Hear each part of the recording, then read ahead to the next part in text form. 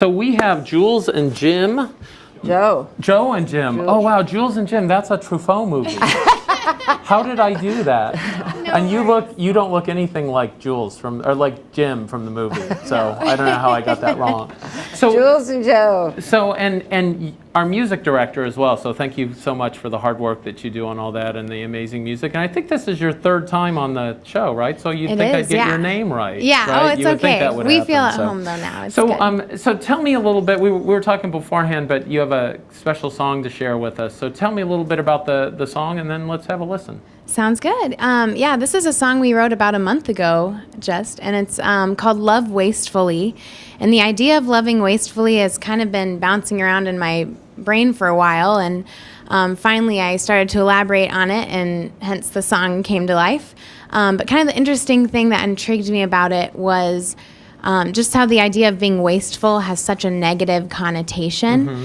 And then when you put it in the context of loving wastefully, it can be okay. And whether that's, loving with your full heart and soul with a partner or your family or spiritually, it's just kind of an interesting thing to think about, putting your whole self into something. So we Great. hope you enjoy Love Wastefully. Excellent.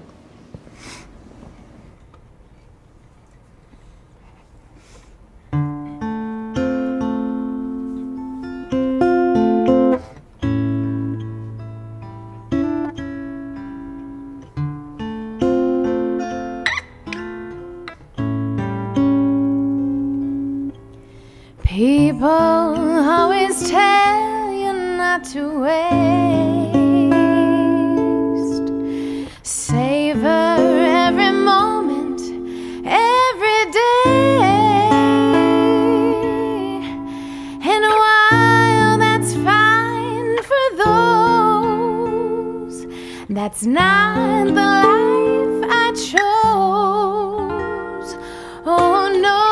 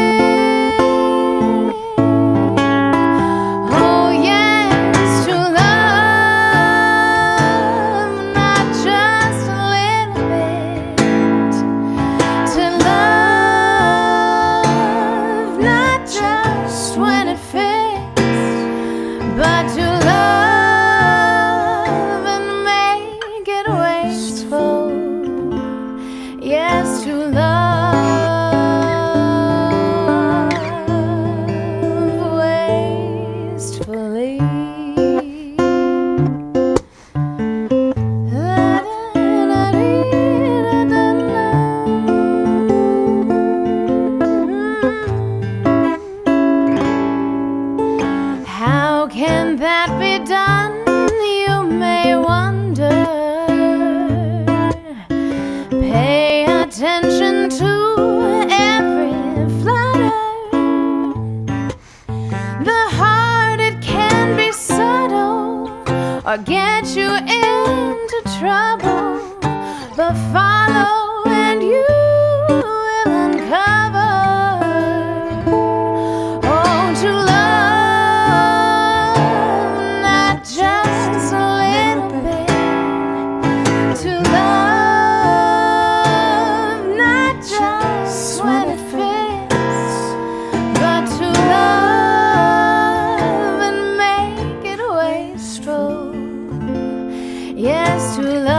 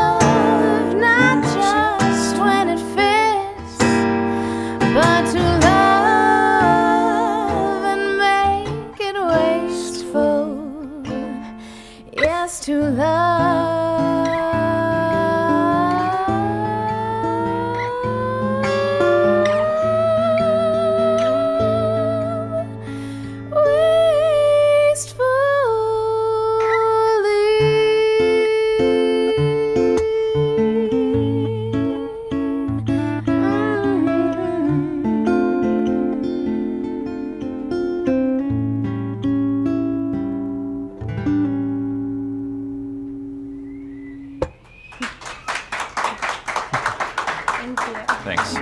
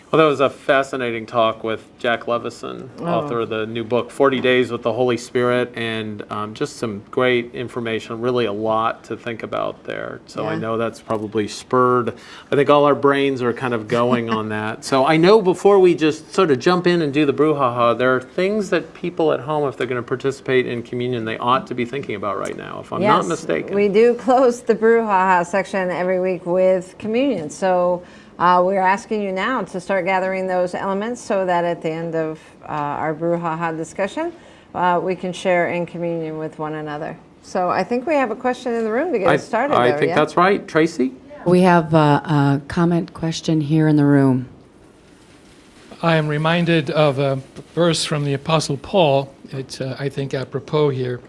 It's in Corinthians 4. He says, "But we have this treasure in clay jars, so that it may be made clear that this extraordinary power belongs to God, does not come from us. We are afflicted in every way, but not crushed, perplexed, but not driven to despair, persecuted, but not forsaken, struck down, but not destroyed."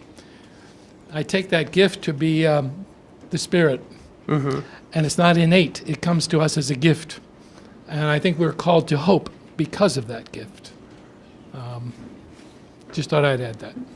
Well, it's funny that you should mention that because I was reading the commentary that was written for the narrative lectionary on Working Preacher that we're following for these series. And she was saying that it is very much like the broken jars. She mentioned it and said that, you know, through the cracks, we are able to see the light that enters into the darkness. And that's why we went to the video with Leonard Cohen at the very beginning. But the commentary says, the servant offers a profound example of power in the midst of vulnerability.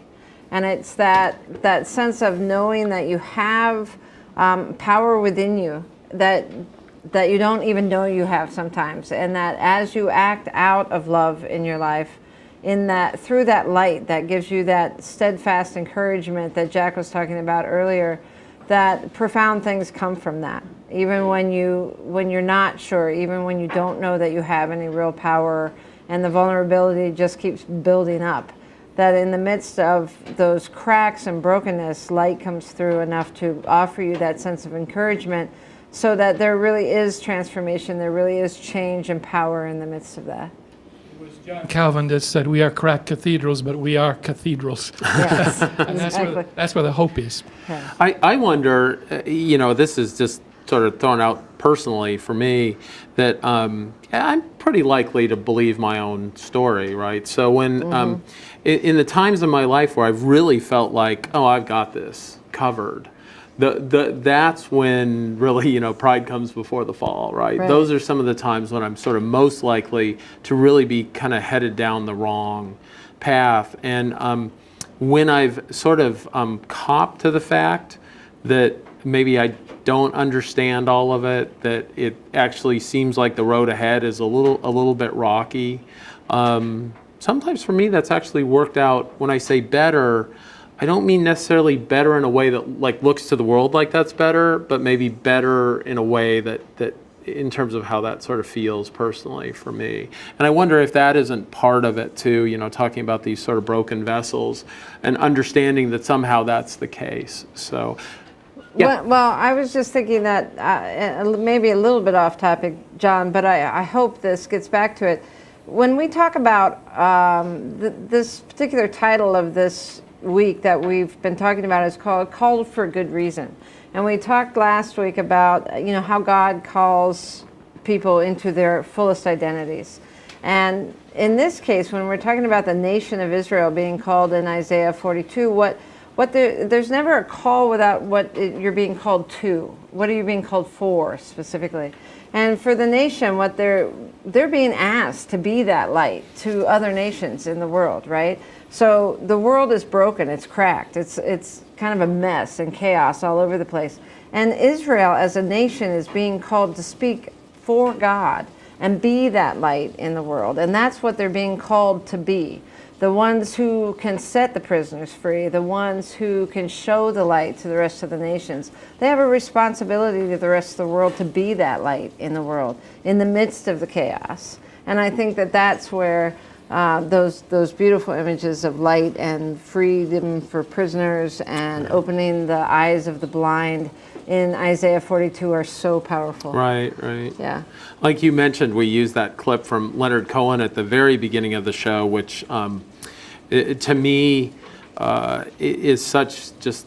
We were talking before the show. We said it's almost a trope now. People are like, "Oh yeah, don't worry about being cracked because that's where the light comes through." And sometimes these things repeat so much that they There's may all lose a kinds little of bit of their memes out power. there, But yeah. man, then hearing it from him, he kind of pulled the power right back into it did, with that he voice. did. So, Terry, I know we have another question from the online audience, and we've got a few minutes left, so I think we can. Why don't we go ahead and go to that and see? Are we headed in the same direction? Are we taking a left turn? Where are we going with this? Well, where we're going is Eric is following us online tonight, Okay. and so he offered a comment on chat. Oh, I hope it's Can not you about tell the us the hosting. history of Isaiah?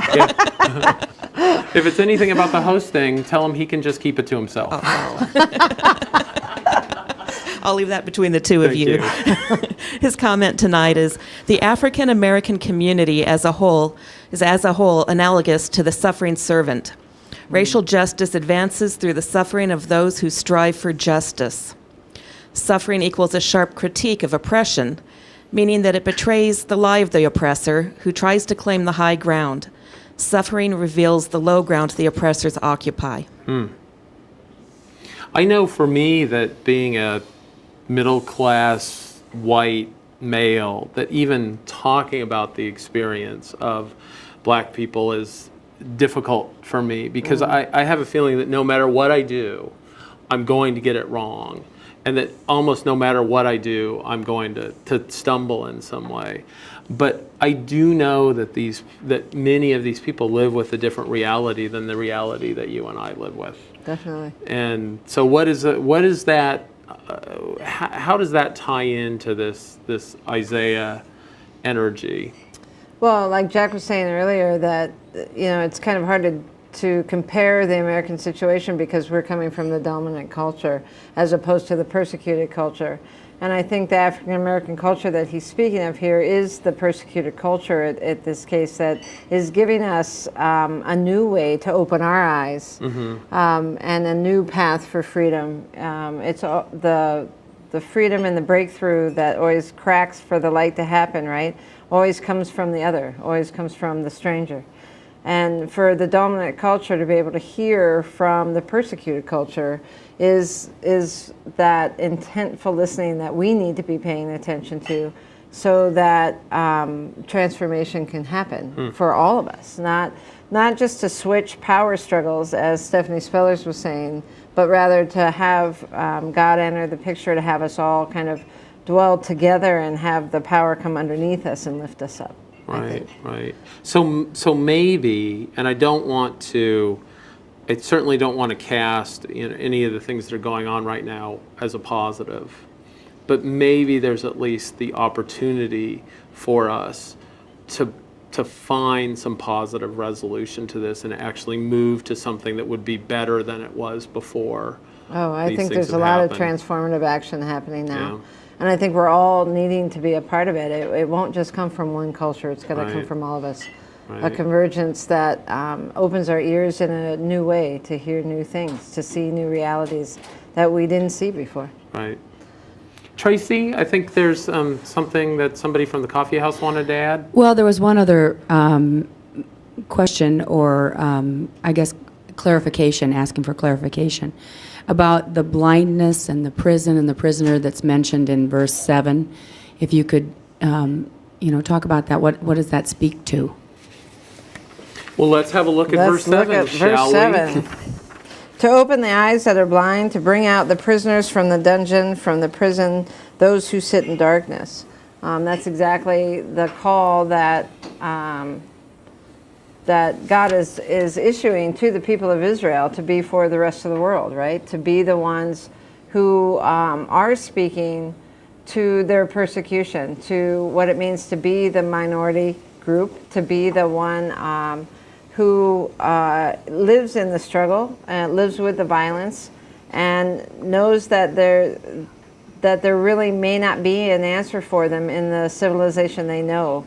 And so as they continue to speak, they're still running that race without getting faint, because it's God's voice that's with them. God's voice is the one supporting them, that daily encouragement. How do you live with the Spirit in the midst of struggle? It's a day-to-day kind of practice. And knowing that God is with you and trusting you in that. But that's what we're called to be, even in the midst of that struggle, is the light to the nations. The one who opens the eyes of the blind, and the one who frees the prisoners from the dungeons, from anything that stands in the way of our relationship to one another and our relationship with God. Well, is it appropriate to protocol that I ask a question during the brouhaha? Oh, I think you can. Yes. Okay. I'd be interested in hearing your perspective of what does then Jesus bring to the whole equation? We are in Advent, and this is a series about Advent. So where does this bring us to? What does the energy of Jesus in this whole conversation, what does that mean for us? I think Jesus is bringing that suffering, that servant characteristic with him, that he's continually and consistently preaching the freedom of truth, the freedom that light can enter the darkness and change things and be transformative without being destroying something that's almost obsolete anyway. The dim, the wick that's going dim, the bruised reed that Isaiah talks about here. Jesus is all those things and still manages to speak the truth in the midst of that and bring light to the nation and show a different way. And that's, I think, our vision of our relationship with God, that with Jesus entering this chaotic world, we have a glimpse of God in our lives that is that daily encouragement that helps us to know that we too are a part of that promise, that we won't grow faint or die before the message is part of who we are and our identities are most fully known. I know that one of the things that we didn't get to when we talked to Jack was that if you jump forward a couple verses, if you go past what's in the narrative lectionary and look at, I think, the next 4 verses that are in there, the voice really gets different. And it's a more sort of strident voice, and there's more, there's almost a warlike tone to some of it. Yeah. So let me ask this question, let me form that into a question about Jesus. So is Jesus this lamb that the entire process of Jesus being with us is to come forward and go to the slaughter? Or is there a different sort of maybe political savvy? Is there something else that's going on with him in addition to the sort of Jesus meek and mild? And I would encourage all of you to talk to Jack about that online. Ask the questions to Jack, because he actually did speak to that this afternoon. And one of the things he mentioned was Jesus. So often Jesus is portrayed as being that kind of sacrificial lamb that just comes out to bear all and give up all at the very beginning. But in fact, Jesus enters this world with a diverse kind of expectation about where we are and where we can be moved, and is widely political about what's happening, is well aware of what's happening with the political scene, and just refuses to play that game.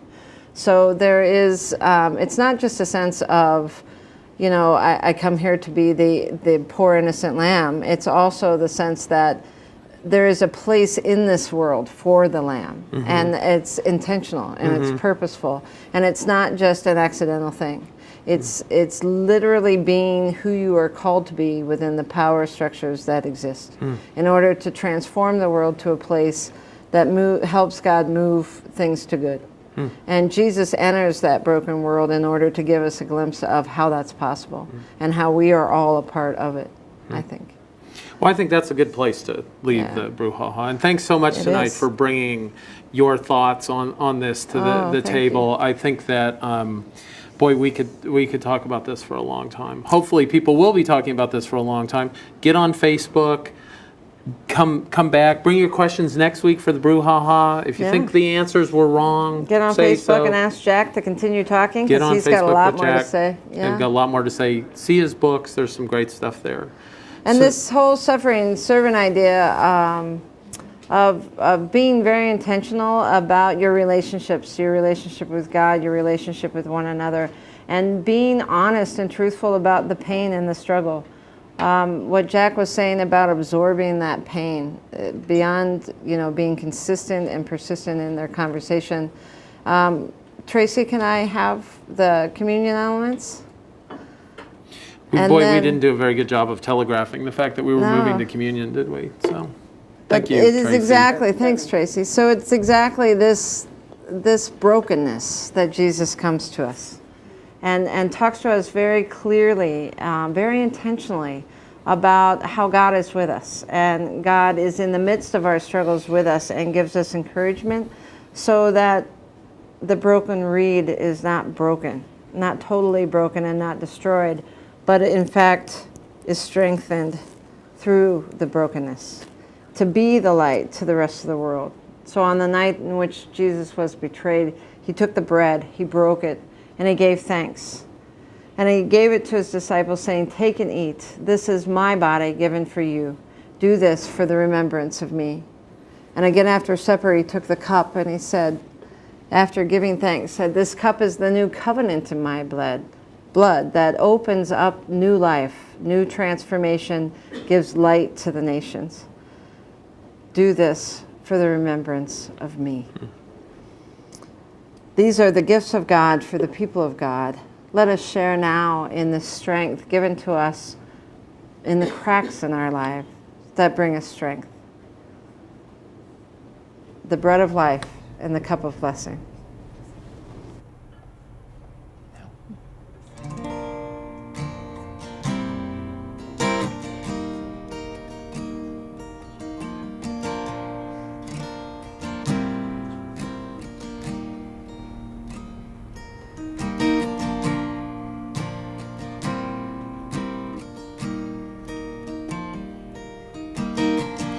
Sometimes I feel like I'm losing myself, and every day is just flying off the shelf. I'm so disconnected from who I was back then. I'm trying to find a way to find myself again. 'Cause I'm searching in my soul, walking the road less traveled, it sure does take its toll. I'm trying to find a way to iron out those creases and make this restless feeling fall to pieces.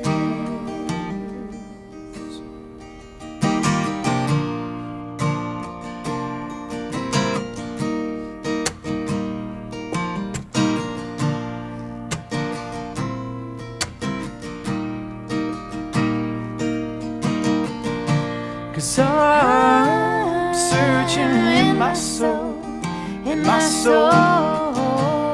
walking the road less traveled, sure does take its toll. I'm trying to find a way to iron out those creases and make this restless feeling fall to pieces.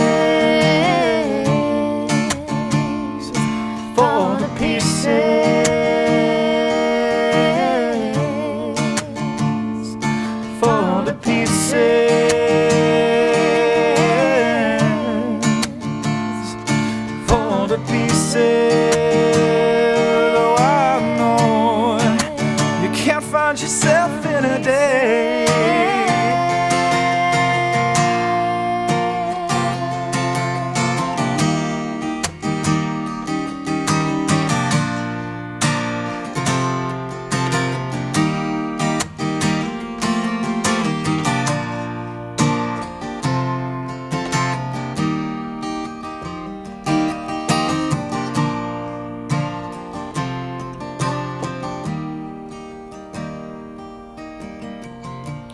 I'm searching in my soul, in my soul.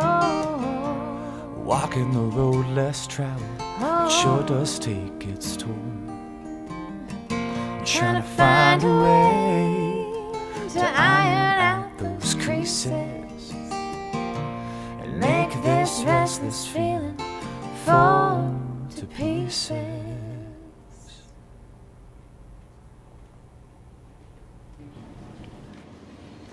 We thank you for being with us tonight. And Scott, thank you for helping us with tonight's schedule. We'll be back again, the two of us, next week to talk about the Gospel of Matthew. And we have Cynthia Lindemeyer, who will be with us, and Tara Vaughn.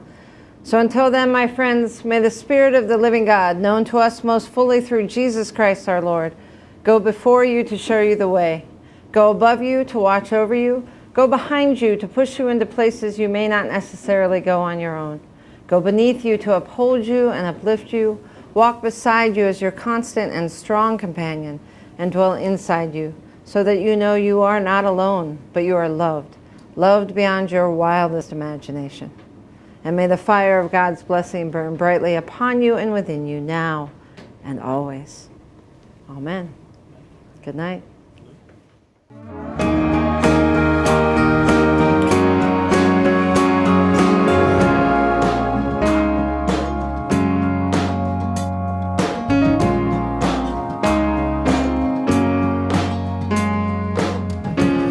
In the middle of the forest, under the shadows of the trees, I had wandered through the darkness until the way was lost to me.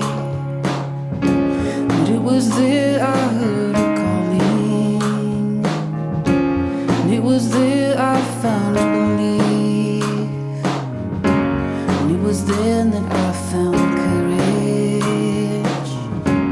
in the hour of my need. And I walk on foot with the faith and trust to guide me through the darkest wood.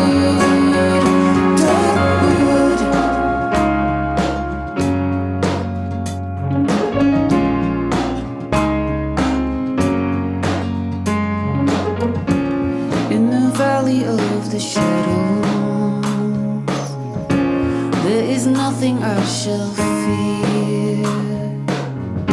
'Cause if the dark should overwhelm me, I know the light would soon